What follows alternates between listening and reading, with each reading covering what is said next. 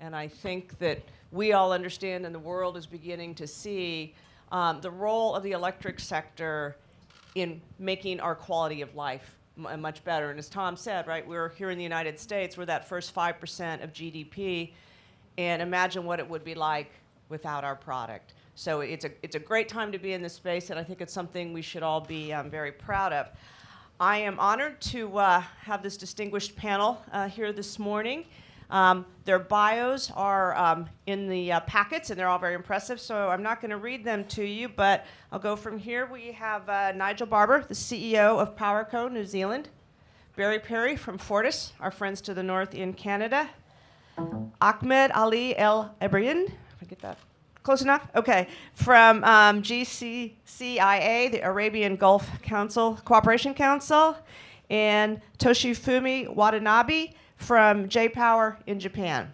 So I'm going to ask some questions this morning and see what our respondents have to say. So the first one is, when you think about your country or your region, what factors are driving the greater use of electricity? And Nigel, I'll start with you. Thanks, Pat. So we've got, obviously population growth, although, being a long, long way away, it's not absolutely massive population growth, but population growth, climate change. New Zealand's very committed to achieving our Paris goals. And for us, we're already 85% renewable electricity sector.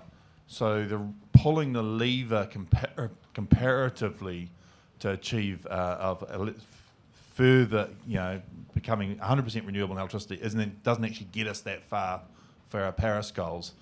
I did some work recently, and I've got a few Aussie friends in the audience. So if you run an electric car in Australia, it's the equivalent in emissions profile of a 1970s American gas guzzler. You're basically just burning brown coal.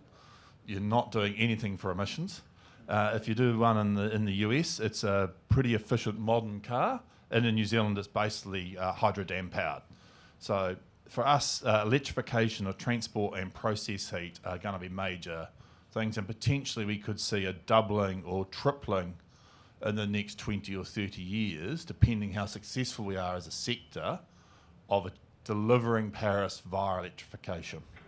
And I also think I was on the third one, smart cities, particularly the rollout of comms networks and the electrical infrastructure to see that and enable that, the urban living environments that we just talked about, that will be an important part, but probably the third of the two, population, climate change, delivering Paris, and sort of smart cities. Thank you. And ignoring the fact that we're not a really good neighbor to you all right now on some of this stuff, what factors are driving greater use up in Canada? Thanks, Pat. So many of you know we have businesses in Canada and in the U.S., so I'm going to focus on Canada for a moment. Clearly in Canada, we are facing some of the similar sort of issues and opportunities that our American friends are facing. We do have some unique advantages in Canada, though. We have a tremendous sort of supply of clean, renewable energy in the country, and there's a lot of new plants, even on the hydro side, being built. So there's lots of, in some of our provinces, lots of energy available, and so electrification is a important concept, for transportation purposes and other uses. I will say, though, we're not really seeing a large lift in demand currently. It is getting a little better as the economy improves, but there's still not a huge change in the amount of consumption of electricity. And some of our utilities are clearly working on opportunities with smart cities and electric vehicles, charging infrastructure, those kind of things. But it's not at a level at this point where it's really showing up. I do as well have to point out that I'm in a bit of a conflict because we do have a large gas distribution franchise in our in British Columbia that, obviously this competing view of is it better to, heat space heat with gas or electricity, water, those kind of things. And We do have a very much an abundant supply of gas in Canada, and so I think there's a balance there. So we're on both sides of that business, and that will evolve over time as well. I'm fascinated to hear about electrification in your part of the world, obviously a very oil-rich area. So give us an overview of what's going on there. As you said, Pat, our region is recognized as being a fossil-rich area where we depend maybe 100% on fossil fuels, oil and gas. However, things are changing now as we realize that we need more diversification of our resources. So there's a lot of drive towards solar now, as we have been blessed, I would say, with the solar energy summer and winter. I think the most important part that or sector that we need to focus on is transportation. Currently, we have about 17 million cars in the GCC, while the population is around 55 million. So you have like 3 cars one car per person per 3 people. So what we need to do, I think, is to shift towards the electric vehicles. Now I think there's a drive to go towards that. That we have to put some kind of a roadmap or a plan towards that. I think having the solar energy there will help us a lot, but we need to really change the way that we perceive energy, change the way that we use energy.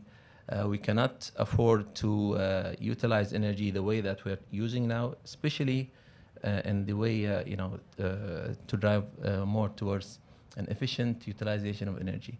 So I think the focus should be on electric vehicles as a factor. In terms of electrification, also we have a change in the environment in terms of introducing new regulations which prompt things like net metering, pushing industries and individuals to install their own solar panels and solar production, and that I think will really shape up the future of the GCC. Thank you. I will say, once you drive an electric vehicle, it's hard to go back to an internal combustion engine. So, Mr. Watanabe, I understand you have a presentation for us?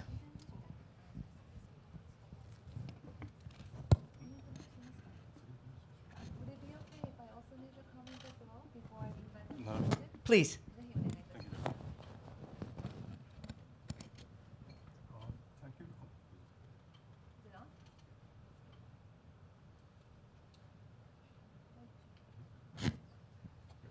Thank you very much.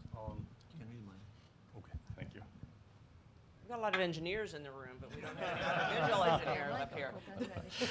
Okay, thank you very much. Due to my poor English, so please allow me to use Japanese, and my translator will translate it.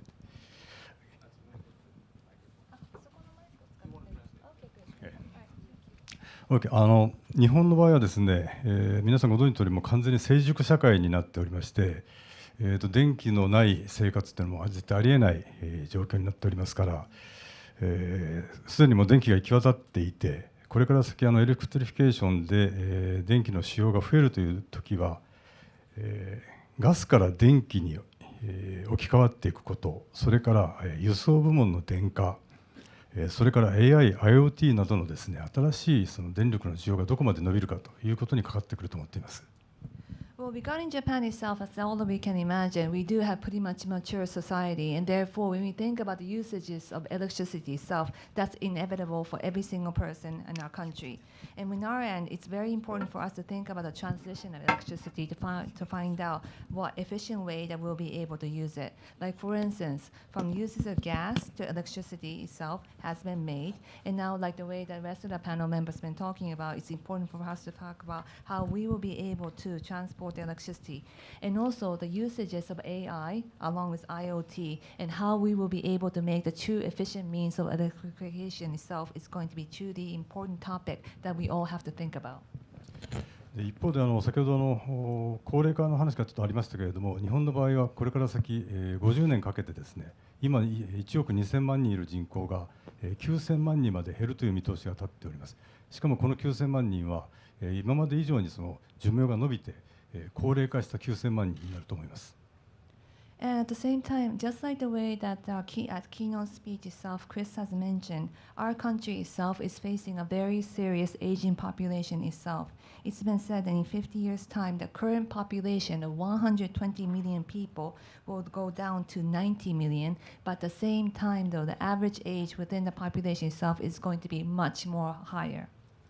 したがってエレクトリフィケーションといいますかね、電気の使用が増える要素とそれから減る要素と両方今、持っておりまして、これがどういうふうにプラスマイナス出てくるのかまだ我々自身が見通しを持っておりませんけれども、基本的には多分エレクトリフィケーションが進む方向で使用量が増える方向で我々にしてみると、我々のなんて言いますか活躍の場がもっと広がる方向だと思っています。And basically what I'm trying to say in short itself is in terms of electrification itself, Japan itself has two paths. Because of the depopulation, it's been said that actual demand itself is going to continue to go down. But because of the aging population, as you can imagine, the older you get, you will have to rely on energy much more. So therefore, there's a possibility that it is going up even further. So from our end, we definitely do believe that electrification itself is definitely going to be common to the rest of all of the regions itself. And we have to find out what ways that we will be able to continue to supply the people. すみません、もう一点だけ。Sorry, if you allow me one more thing, please.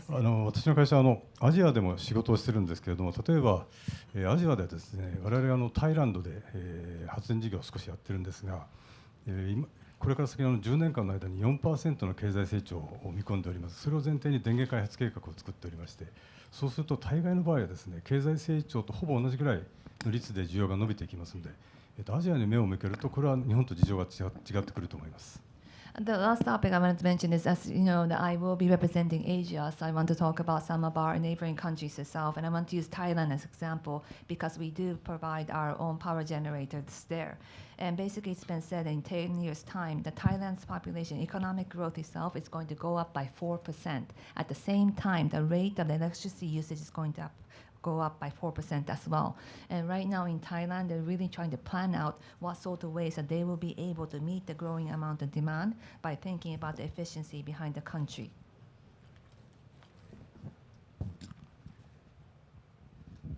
Did you want to go ahead with your presentation? Yeah, please.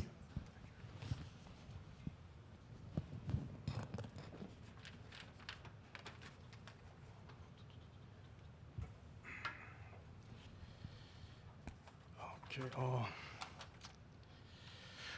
my poor English, but it's a great pleasure to be here, and I was looking forward to seeing all of you today.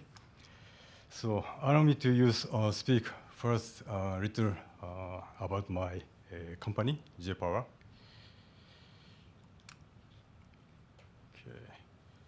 Since its founding in 1952, for over 60 years, GEF has developed large-scale hydro and coal-fired power plants in Japan. And in recent years, we have also actively engaged in power generation business overseas, including Asia and the United States.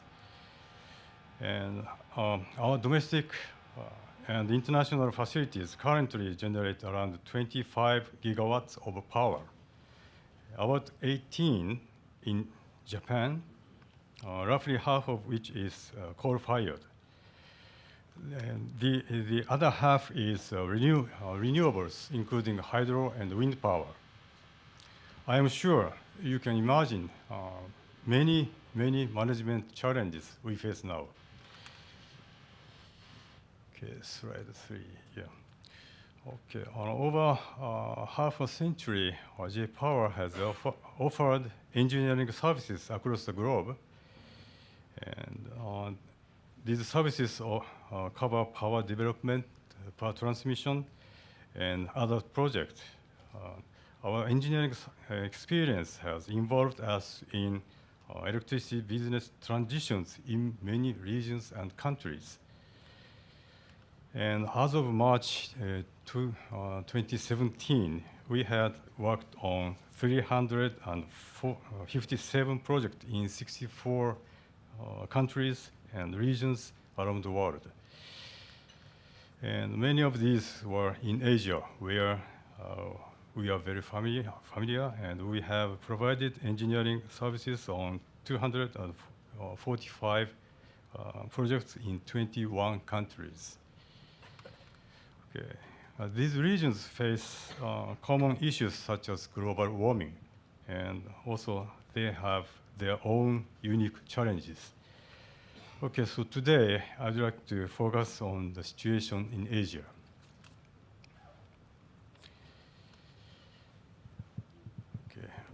Strong economic growth is generally driving increased electricity demand in Asian countries. For example, electrification rates in Asia have risen to relatively high levels, as well as powering industrial infrastructure. Electricity continues to improve quality of life of Asian people. At the construction kickoff ceremony for a power station in Indonesia, which is partly funded by J-Power, my company, the president invited, and he said, the benefit of electricity is not only for the industry, but also for the children who study at night. So affordable electricity supply remains vital to economic development and quality of life. So primary energy resources determine electricity cost and prices. And most Asian countries have energy self-sufficiency rates below 100%, like this. They need to consider energy security and cost when making choices about power generation.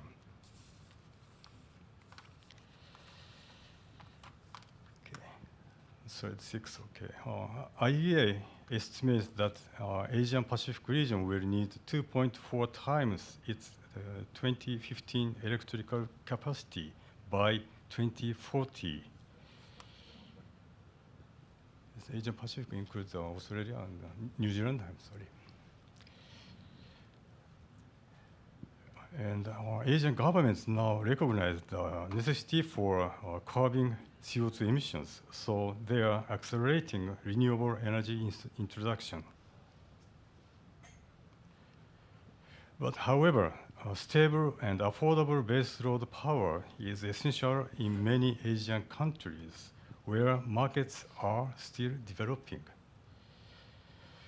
There are still needs for large-scale fossil fuel-based power stations.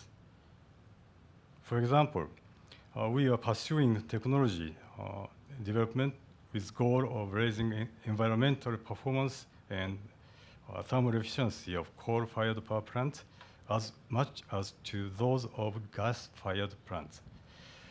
Deploying such technologies in countries that need fossil-based power plants can also curb CO2 emissions. So CCS is the final key focus for both coal-fired and gas-fired power generation. Okay, I would like to conclude. Finally, in summary, Asian countries are eagerly following the path set by developed nations, and we are committed to collaborating in their efforts. So sophisticated and advanced technologies do not belong solely to us in Asia. Our effort to realize such technologies will be further accelerated in countries where electricity demand is growing and innovative technologies are needed. So such as technologies need to be open to every country. Thank you for your patience.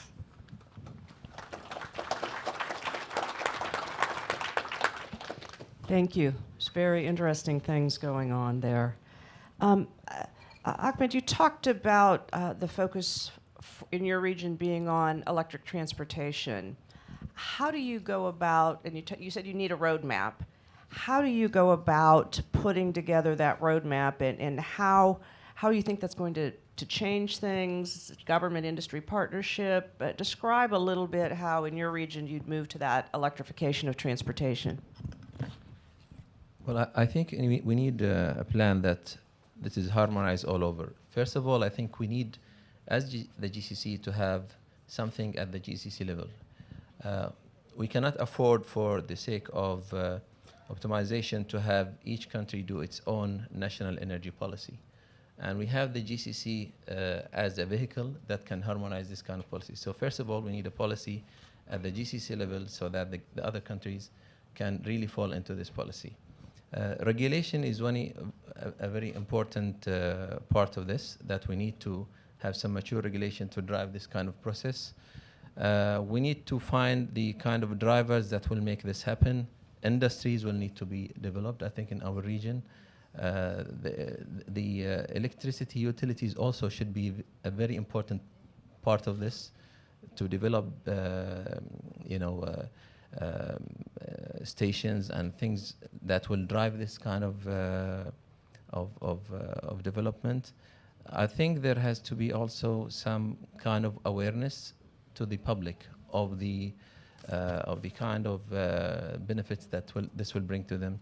Nobody will buy an electric vehicle if it costs twice as much, and it doesn't give them the value and the reliability that a normal car.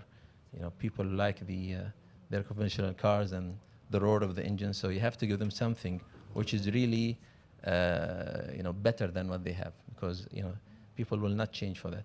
So we need really to have some kind of a platform of discussing this at the GCC.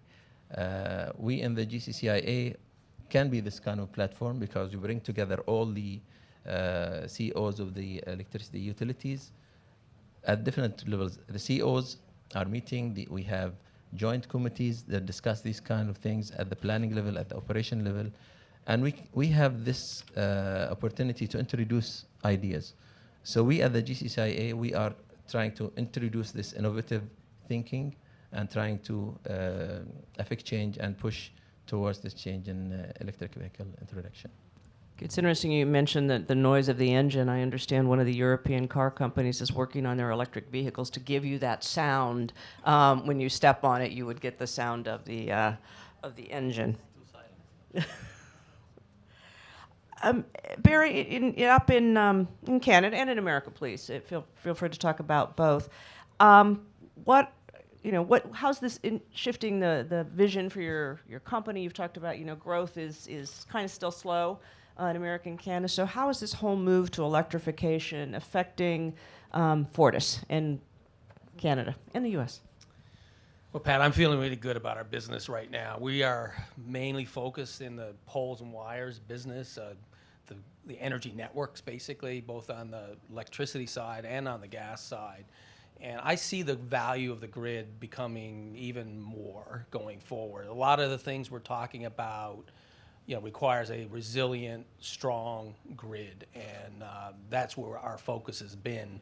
So when I think about even Canada, US, we have tremendous interconnections between the two countries. We've been sending power to the US for like 100 years, I think, and I think there's 35 cross-border lines right now on the border. Recently, I think we've sent enough electricity to power 7 million homes in America. And I can tell you that's cheap, reliable, clean energy. And I'm not going to get into NAFTA or anything, but it would be pretty stupid to fool around with that stuff, okay? So, and for some reason we keep wanting to send more energy down to the U.S. And so I think we need to build more of those lines, and I'm hoping that Fortis will be part of that, obviously. But yeah, no, the grid, for me, it's become amazing, all the things around technology and urbanization and getting renewable power from where it is, whether it be Wind Alley in the central United States or southwest United States for solar. We have to build transmission to get that to the load centers. And I think America's going to do some of that here in the next few years. And so we're very optimistic about the business overall. Growth-wise, it's still a bit slow, but I think we're in a good place to participate in that when it happens. Nigel, it's very interesting the differences that you talked about in Australia and New Zealand in terms of renewable energy. But how do you see electrification affecting your area, and how do you think it's going to change the vision for your company and other companies in your part of the world? So very much like Barry, I think it's a great opportunity for the poles and wires part of the industry. And in New Zealand, probably the difference between New Zealand and Australia in this is, you know, the hydro, geothermal generators, they will see the spin-offs of it as well. Whereas in Australia, the challenge will be, what do you do with the big coal-fired power stations as they migrate from brown coal? But, you know, the poles and wires part, it's going to be a fantastic opportunity. You look at a lot of the stuff that consumers are looking at doing, deployment of solar at the house, battery at the house. You know, you're not seeing any trend that says, I'm going to go off-grid, particularly in dense urban areas. There's simply not the roof space to be able to do it, but they do want to participate. And that means that last mile, the low voltage and medium voltage networks are where all the action is going to happen. And it's going to be very interesting how that evolves, and very exciting. You know, are we going to become secondary marketplaces? You know, Basil from UK Power Networks is doing stuff already there around distribution system operator. How is that going to evolve? And then in the context over here is, how do those, you know, we as distributors effectively aggregating a whole lot of prosumers demand and you know, either demand response or battery storage, bid that into potentially the ISOs to make it all happen. So I think it's actually a really exciting time to be in the industry, and certainly on the poles and wires part. I think it's a pretty consistent story, Australia and New Zealand. I think the only difference really comes out depending on whether you're a brown coal generator or you know, renewables generator. Mr. Watanabe, you and I are the only ones up here that are in the generation business, and our friends in the wires business are looking forward to electrification. How does it impact your business and Asia? ちょっと日本とそのアジアと2つをちょっとお答えしたいと思います。やはり日本におきましても、これからのキーワードはクリーン、それから大規模集中から分散化、それからローカルといったようなことだと思います。それとスマート化ということだと思います。そうすると、日本の中でのその電気事業、我々の会社はホールセールですので、直接のリテールの仕事をやっておりませんけれども、リテールを持っている会社においては、このスマート化によって直接の消費者のニーズをですね、把握することができる。でそれに対してニーズに合わせたサービスを提供できる、いわゆるソリューションビジネスというのがかなり現実のものになってきていると思います。Well, for my end, I want to talk about both Japan and also Asia itself. And firstly, regarding Japan, the key buzzword for us is going to be clean, and also to do with distributed generation, and also to try to be as local as possible to understand the overall needs is going to be like, and of course, smart energy. And from our end within Japan, we do provide wholesale businesses, so it's not going to be retail. But from our end, what we're thinking about is that we will have more and more ability to understand what individual needs will be like, so that we will be able to provide more bespoke services, meaning that we can provide true means of solution-based businesses. すなわち電気を売るということだけではないところにその広がりがあるということでありますけれども、一方アジアにおいてはですね、先ほど申し上げましたように、今なお経済成長が日本よりも大きく期待されている国々がありまして、先ほど私のプレゼンテーションでお話をしましたけれども、なお生活の質の改善のために電気が必要という国がたくさんありますので、こういうところでは本当にシンプルにですね、電気が必要、これに対して電気事業者として応えていくという仕事になると思います。And then on the other hand, if you think about Asia itself, just like the way that I have mentioned to you in my own presentation, the overall growth in Asia, the economy as a whole is growing very rapidly. And the quality of life for them, first of all, is something that they do need to move up to par with the developed countries. So their need for electricity is completely different from what we're discussing even now this morning, because first of all, they need electricity, and we have to make sure that we will be able to supply to individual needs. Thank you. One of the things that we're talking about in the industry now, and Chris alluded to this a little bit this morning, is urbanization and smart cities and smart communities. So, and I think they're going to be a huge driver of electrification. How are you thinking about those? How are you engaging with your regulators, your communities, your cities? about smart cities and electrification, and then I'll add my own piece on here, is how do we make sure people that choose not to live in cities don't get left behind? Because while we're urbanizing, there are still people that choose not to live in the city. So Nigel, I'm going to start with you. This is actually a tough question. In that it's the smart cities thing is at the moment, I think, it's almost a marketing buzzword that picks up about 20 or 30 different things.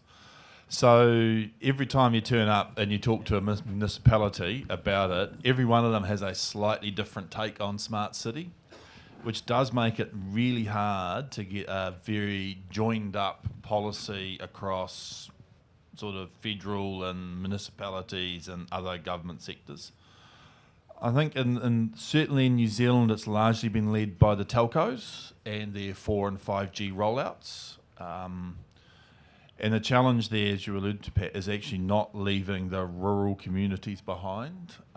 So what we've seen there is sort of a social compact that for the start of it, which was sort of the connectivity part around 5G comms, that there is money, effectively a subsidy from the federal government made available, as well as a realisation from some of the big telco operators that there's a bit of a social licence to operate to make sure that they combine the two and actually deploy to make sure the rural areas aren't left behind. But very much, I suppose, in New Zealand at the moment, it's still in that, what do we exactly mean? And it's that powered, connected vertical space that's probably where the game is at the moment.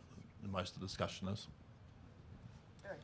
Thanks, Pat. I would say, first of all, my observation is cities in America are further ahead on this issue than cities in Canada. That's my view.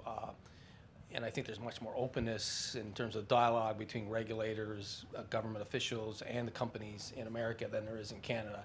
I think we have to do more in Canada here, and I'm challenging my own team members to really get out there and start talking about this, because there's many things we can do. And even my home province in Newfoundland and Labrador, we have now, because we're just bringing on some new hydro projects, more energy than we need, and we're looking at exporting that energy, and the price we're going to get for that energy is going to be very, very low. So having uses of that energy locally at maybe higher retail rates will benefit the jurisdiction. And so there are many things we can look at doing in terms of electrifying transportation, those kind of things that will benefit the jurisdiction, and we got to start talking about that. In our own business, we are looking at things. For example, in British Columbia, we do have some charging stations that are in our regulated rate base. The regulator is more open to that.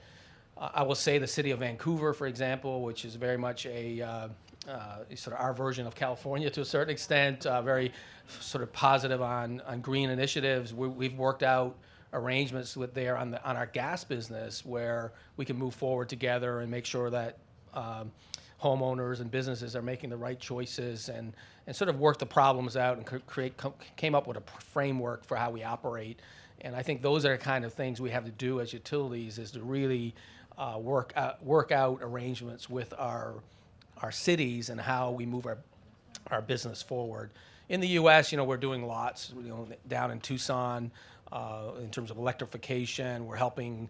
Just recently we announced a project to help electrify some trams at a local sort of tourist destination, moving them off diesel to electricity, and provided some capital to allow that to happen. It was very well received, and so there are things that utilities can do to promote this. And here in New York, New York's sort of been on the leading edge a little bit of a lot of the policy issues in our sector. You can either believe in it or not, but there's been a lot happening there, and our utility, Central Hudson, has been doing a lot. And one area is managing distributed generation, playing that role, learning from customers and using that information to manage the overall grid. And I think that New York, there's some real positives that we can take out of that over time. So I think, I would say the rural urban thing for Canada, especially, it's a big issue. You know, Canada is a big country. We don't have a big population, and you got to balance things in the country and solving the rural issues. Thinking about electrification of transportation, for example, that's going to be important, and we got to have those conversations. You're talking about managing distributed generation and distributed solar, so I'm gonna get one in on you. That means you could be using blockchain. So you can give me a primer on it, because I'm still don't think I understand blockchain nor cryptocurrency, quite frankly. That's two of us. Good. I don't feel so bad. So Ahmed, in your part of the world, you have some very ancient cities, but then you have some very new and modern cities. And how are your members thinking about going about whether it's smart cities? Increasing the quality of life in their cities through electrification. Talk a little bit about that. Well, I think in our part of the world, the GCC, especially the 6 countries, are one of the most urbanized countries in the region. In most of the countries, we have 100% electrification going to the population. Even places like Saudi Arabia, where it's a vast country, you have at least 98% or 97% of the population on the grid. So we have a very high level of electrification. But now I think what we are thinking about is how to modernize the grid, how to make it smarter. As the GCC interconnection, I think this is one step towards having a smarter utilization of resources by sharing resources, by availing opportunities for integration of new electricity resources. Now, if you go across the board, all the GCC countries have plans for developing either clean energy or alternative energies. I mean, we have nuclear coming, so that's another story.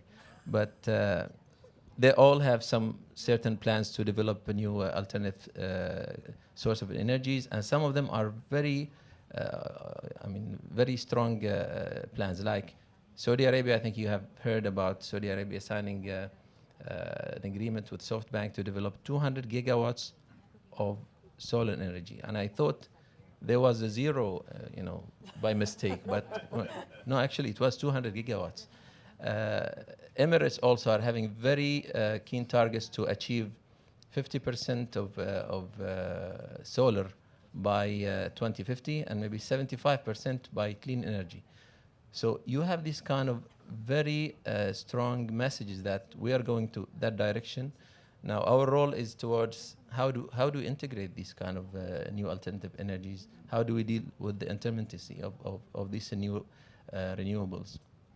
Part of what we are doing is that we're expanding the interconnection. We are exploring interconnecting to other parts of the world so that we can have alternative ways of dealing with this energy. We can export excess energy. If we're having 200 gigawatts of solar, definitely we need to export that. We don't need all of that.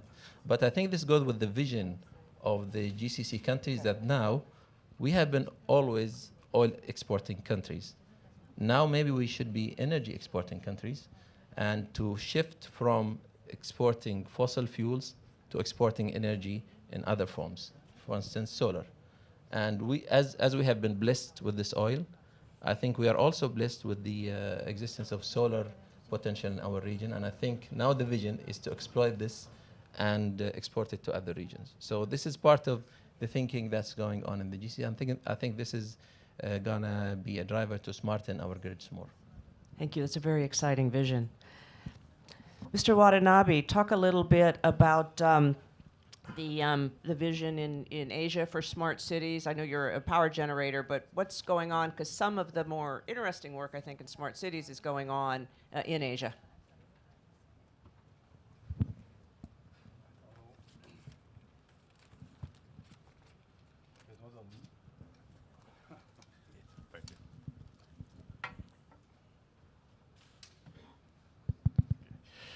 まず日本の状況ですけれども、日本の場合はもう本当に送配電線が隅々にまで張り巡らされておりまして、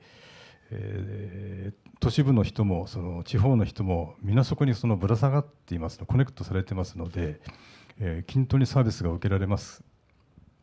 Well, before anything, Japan-wise, that's all. Needless to say, we have the distribution transmission throughout whole of the country. So no matter where you are, in middle of the city or outside somewhere in the rural and mountainous regions, everybody will be on the grid. So everybody would be connected. ただ先ほど申し上げましたように老齢化高齢化というのが進むこととそれからそういう傾向が大都市ではなくて地方の方に多いということが重なっておりまして、したがって老齢化高齢化した個人の世帯をどのようにしてケアしていくかということが多分社会的な問題になってきております。But from our end, despite the fact that we have no problem with power distribution, we do, once again to repeat, have problems with aging population. And because of that, these aging population tends to be much higher in more of the rural areas. And we have to find out what we can do so that we will be able to make the livelihood of these people to still be able to have high quality of life. でその時に全ての世帯が配電線でつながっておりますから、実は電力会社がですね一番老人世帯に近いところにいまして、この電力会社はもともと地方の行政と普段から密接なコミュニケーションを保っておりますから、この両者が力を合わせることによって共同することによってそういう落ちこぼれていくような人たちをですねなくすことができるというふうに思います。And this is where I want to mention a little bit about what we're doing in Japan in order to prevent people from being left behind if you do not live in essential cities and more to do with really rural areas. Because of the fact that fortunately in our country, everybody will be on the grid no matter where you live. What we are doing together with the regulators itself is to be able to have an idea how we will be able to have a common platform to treat these people in need. And that itself, to answer your question, will be one of the approaches for the smart society. ですからそのようなサービスの提供、これをビジネスというかどうかあるんですけれども、これもまた電力会社のこれからの社会的使命の一つになるんではないかと、そのようなことを日本のですね、我々はホールセーラーですから直接はやってませんけれども、交流を持っている電力会社の人たちは電力会社は考えています。And basically, it's the utility companies who have ability to understand exactly what would be the needs of these individuals because they are on their grid. And from our end, we're wholesalers by to be able to speak as a whole the country itself. What we're thinking is there's going to be many different services that we will be able to provide to people that will be in need. Now, whether we're going to consider that as a new business opportunity or not, because it is something that is going to be very needed by people that will not be able to do anything on their own, but this is something that we will definitely be able to continue looking into. すみません、アジアの方ですけれども、先ほど申し上げましたように、我々がアジアで経験していることは、やはり都市部とですね、それ以外のところでそもそも電気が通っていないところがあるということですから、まずそういうところを今までは伝統的に送電線でつなぐ、配電線でつなぐということを目指してやってきましたけれども、むしろ先にローカルなところに分散型の風力、それから小さな水力ですね、それから太陽光などを置いて、まずそこの電力を供給するところから始めて、それから送電線、配電線でそのクラスターをですねつないでいくということも起こり得るんではないかと思っています。Now, regarding Asian countries itself, once again, there are many population who are still living today without power, and further away they are from the city. That's more likely the situation because there's no lines that they'll be able to connect themselves to. So the treatment for that part, then, first of all, is we do need to provide energy, and we're thinking that distributed generation itself could be the first approach, meaning that we'll be able to build wind power plants and also the small, very small size hydro plant itself, along with solar panels. And then once people be able to have their own power, then as a next step, we'll be able to place them on the grid. That's what we're thinking. Thank you. And I have one final question, and I'll let you stay up because I will ask Mr. Watanabe to go first. As we electrify more, as our customers have more electric devices, are their expectations going to go up? Our customers already have high expectations, as they should. And are they going to continue to have rising expectations as we grow more as an electric economy? はい、ありがとうございます。先ほど申し上げましたように、もう日本はもう完全に電気がないと成り立たないような社会になっておりますが、これは皆さん方の世界もそうですけれども、したがってもうすでに最初の一番プリミティブなですね、電気に対する要求はもう満たされていると思います。要するにスイッチを切ればスイッチを押せば電気がつくとかですね、モーターが動くとかいったようなこと満たされていると思いますけれども、これに対してそのスマートデバイスということで双方向の情報がやり取りできるものがそばにつきますとですね、そこからその個人個人が持ってた隠れたニーズが出てきて、でそれをその電力会社の方に送ることによって電力会社がそれを把握して、でそれに対してソリューションが出てくるというふうな双方向のそのサービスが可能になると。それが分かればですね、消費者のその、ニーズだとか、なんですか、欲求といったようなものが逆に開拓されてくるんではないかというふうに私は思います。Well, thank you for that question itself. And basically, from our end, just like the rest of you, we have been able to meet the actual primary primitive needs itself. Push of a button in Japan, everybody will be able to have access to whatever it is that they want to have. They'll be able to start everything. But with the continual penetration of smart devices that's taking place, which enables the bi-directional communication system itself, I think that people will be wanting to have more and more, because individually they'll be able to realize what they personally would like to have. And the great thing about this is because we're all connected now, they'll be able to push their own requests to the electric power companies, and we'll be able to try to come up with unique solutions that they will be like to receive. So I think that people will be demanding more things as we go. Is that okay? Yes, thank you. Nigel, your take on increasing customer expectations. I think it'll boil down to two things. Reliability. At the moment, if you've got an internal combustion engine car and a full tank of gas and a power cut, you can actually go do stuff. If you've gotten home at night, and most people will charge at home, and the power cut happens at night, and your car's on 10%, you're not going to go very far. So this expectation of reliability will increase. You know, we are an amazingly reliable industry. But the bar is going to be lifted, and this can be a challenge for us, and one that I don't think, and certainly some of the experience we've seen in New Zealand, we serve a large part of regional New Zealand, a lot of dairy farms, and we've been on a journey with them for the last 15 years about self-sufficiency themselves in power cuts. So it's probably going to be an element of that. A lot of these farmers now have their own generators to keep themselves going. And the other one's accessibility. Price will be a big point. As everything moves to electricity, there'll be those that actually are very sensitive. I certainly know we have a conversation in New Zealand around energy poverty. It's probably a symptom of overall layers of wage growth in the last 20 years, but it's that conversation, and as more people are using electricity for more stuff, that the expectation of price and affordability is going to be very interesting to have at multiple layers. Not, leading off with that comment, it's probably naturally goes to sort of the residential customer, but actually it'll also be for exporters. At the moment, New Zealand is I think we're the 6th largest producer of dairy product, but actually the world's global largest exporter of dairy, largest exporter.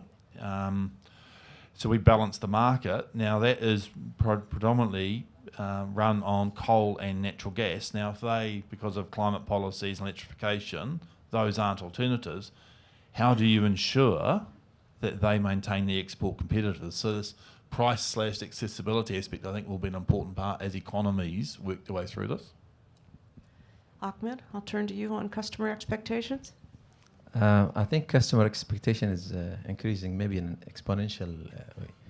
I remember when in the 70s, when we were children, we used to lose power a lot and have blackouts, and that was a fun time for us. We would be putting our mattresses on the roof and having a picnic there.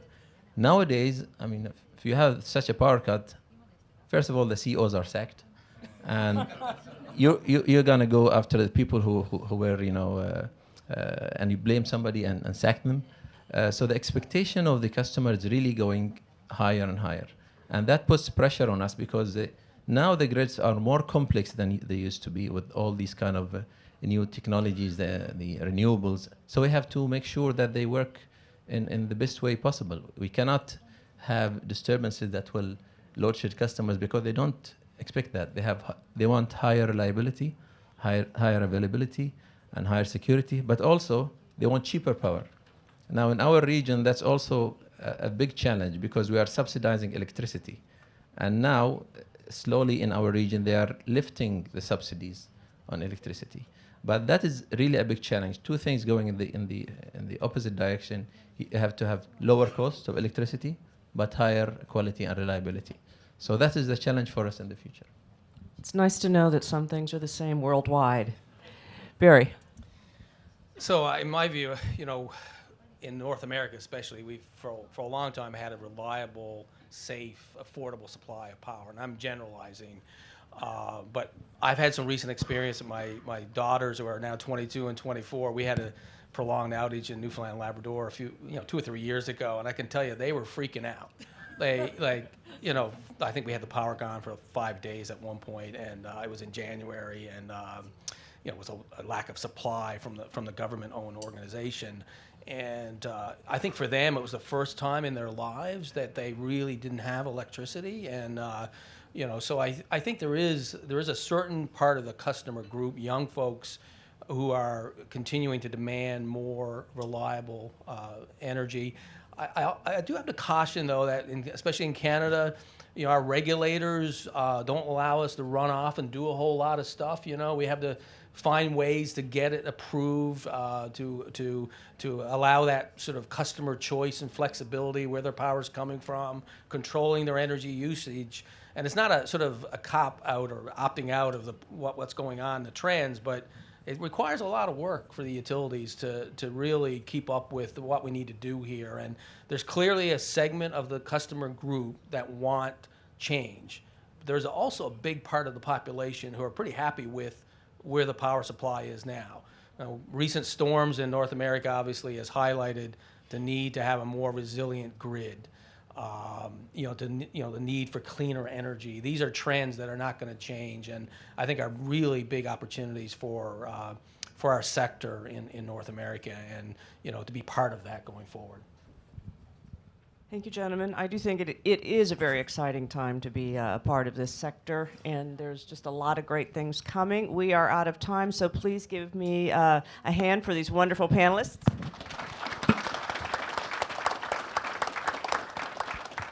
Thank you all very much. I appreciate it. And Lawrence, back over to you.